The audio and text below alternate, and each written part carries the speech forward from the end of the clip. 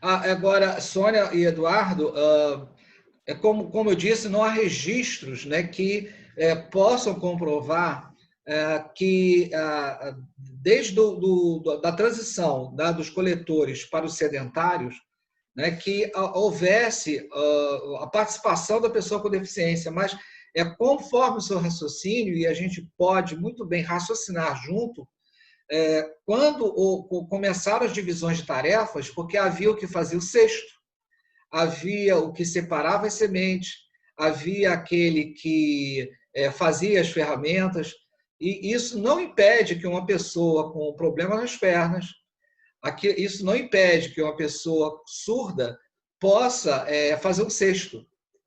Então, a gente aí pode, e aí é o terreno da especulação, por favor, os historiadores me perdoem, mas é perfeitamente factível que muitas pessoas com deficiência possam ter participado da construção da sociedade na época do Neolítico, né, com sucesso, justamente pela divisão de tarefas e com as possibilidades de trabalho que estas tem até hoje e que nós podemos comprovar através de diversos setores da sociedade, das profissões que nós observamos hoje. Então, muito bem observado. Agora, na história antiga, aí sim, quando a gente passa para o Egito, por exemplo, o Antigo Egito, há registros, aí temos registros, nós temos registros, né, inclusive os afrescos, né, com certo nas pirâmides, você tem aqueles afrescos, aquelas pinturas egípcias. Então, tem registro de uma pessoa com um grave problema nas pernas, inclusive andando com uma bengala, fazendo uma adoração a uma deusa. Você tem uma estátua pequena, né, de uma pessoa, né, com nanismo, que era um escriba, que era uma pessoa um alto funcionário egípcio. E, inclusive, os manuais que eram religiosos, mas de medicina egípcios, diziam que esta pessoa tinha que ser integrada, né, que quem leu o livro da Sônia viu que integração não é a palavra é a inclusão, mas essas pessoas tinham que ser integradas na sociedade. Então, você tem até escravos, até registro de escravo com deficiência que eram integrados à sociedade, trabalhavam de algum modo.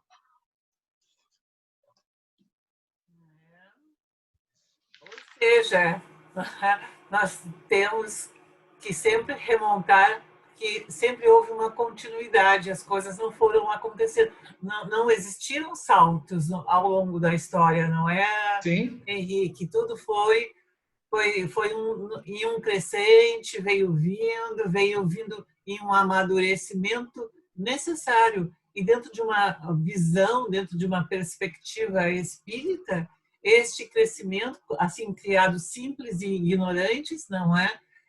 Nós viemos também crescendo, né? Produzindo, organizando, né?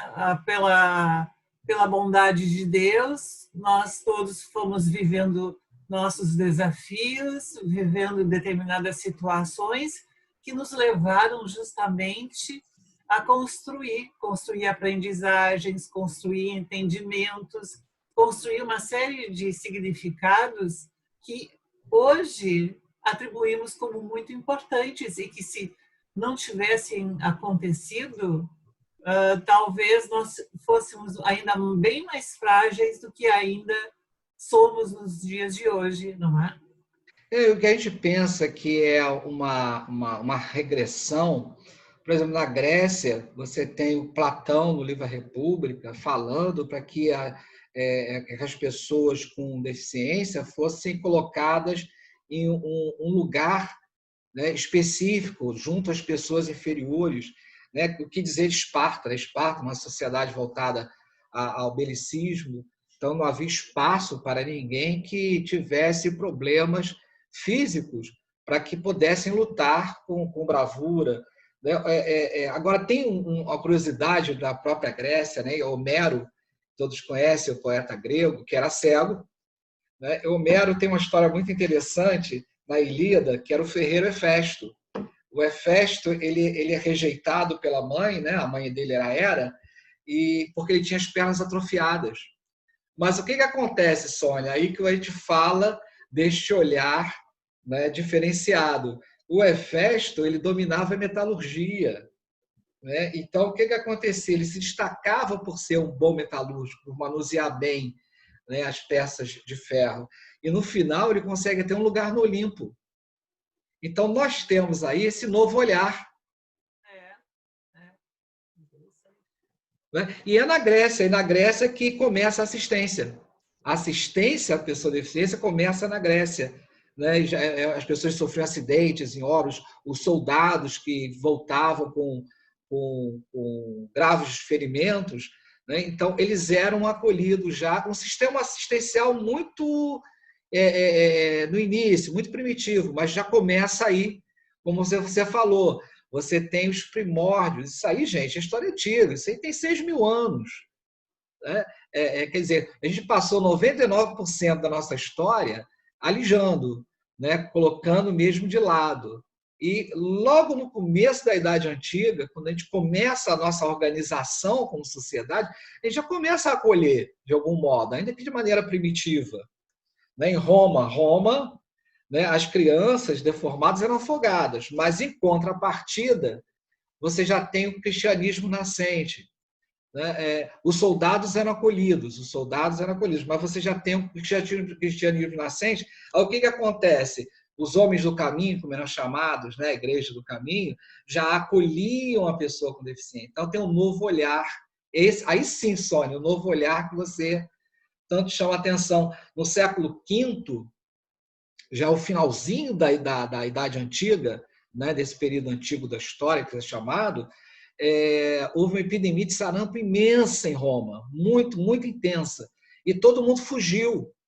Né? Todo mundo fugiu. Ao contrário do que está acontecendo hoje, todo mundo está ignorando, naquela época todo mundo fugiu do contágio. Só quem ficou foram os cristãos. Os cristãos ficaram e cuidaram.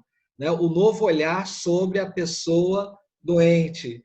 E aí o cristianismo começou a ser olhado de modo diferente. Né? Esse pessoal gosta de cuidar das pessoas.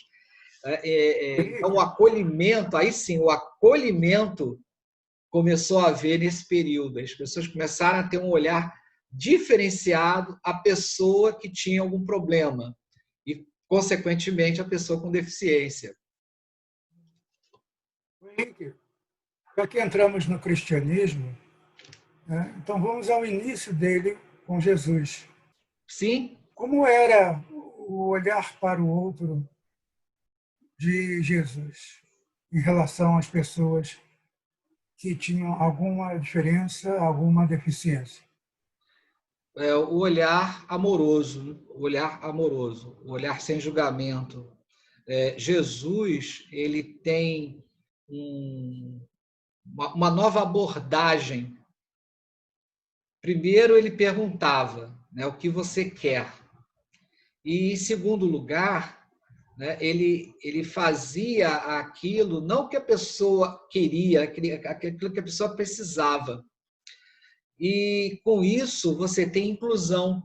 Porque a inclusão passa muito, não pelo coitadinho, a inclusão não passa por aquilo que possa dar conforto à pessoa. A inclusão passa pelo processo em que a pessoa vai precisar para se tornar ela mesma. E, às vezes, isso não é confortável. É bem interessante. Né? E Jesus compreendia muito isso. Estou lembrando aqui o livro de Sônia, em que ela fala, né, sobre capacitismo, por exemplo, né, e o que essa nova lei, inclusive, eu queria pedir para vocês um programa que falasse sobre isso, porque esta nova lei ela está falando de capacitismo. Virá em breve, bem breve, muito breve. Oi? Breve? Opa, então olha só. Eu sou muito abusado, né? Já estou aqui, já estou pedindo, né? Mas Jesus... Quero aproveitar então para passar para a Sônia, porque a Sônia, desde o início do trabalho do Pagem, nossas palestras, oficinas, seminários, ela sempre vem falando uma marca importante do Mestre Jesus, o Jesus inclusivo, não é, Sônia? E Jesus trouxe, não é, lançou fortemente essas sementes da inclusão. embora até chegar a um processo mais legislativo da inclusão, ficou muito presente, mais presente extremamente na ação inclusiva do Cristo. Lá desde a escolha dos 12 apóstolos, não é, Henrique? 12 apóstolos completamente diferentes. Sim, não é? sim. O pescador, o outro que era publicano, um que tinha uma determinada estatura, outro que tinha uma condição financeira diferente daquela do outro, um que tinha um determinado conhecimento, mas ele formalizou, não é? Ele formalizou não só a questão importante da formação da equipe, da rede, mas também de que as diferenças são importantes e são necessárias. Sim. As diferenças de aptidões, as diferenças de circunstâncias. Exatamente. E a gente não precisa desvalorizar nada disso. Não, eu queria só completar o meu raciocínio, né, quando eu estava falando do processo que Jesus, quando ele curava, né, e que ele falava assim, olha, vai e não peques mais, olha, vai e continua a sua vida. O episódio dos leprosos é interessantíssimo, né, porque todos voltaram a enfermar porque continuaram com a mesma postura e só um mudou de postura. Né? Ou seja, não, eu vou trabalhar, eu vou fazer as coisas, eu vou à luta. Né? Então, quer dizer, não existia aquele negócio do coitadinho, né? Jesus, coitadinho, agora você viu que você ficou curado, agora você fica quietinho aí, você se preserva. Se não, olha só, vai à luta, continua a luta da sua vida.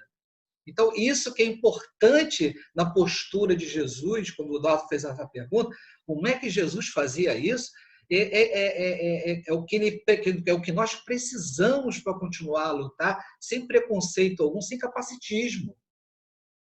Dando este acolhimento, mas também mostrando que é possível a autonomia e desenvolver a independência, e que é necessário, que é fundamental isso, não é?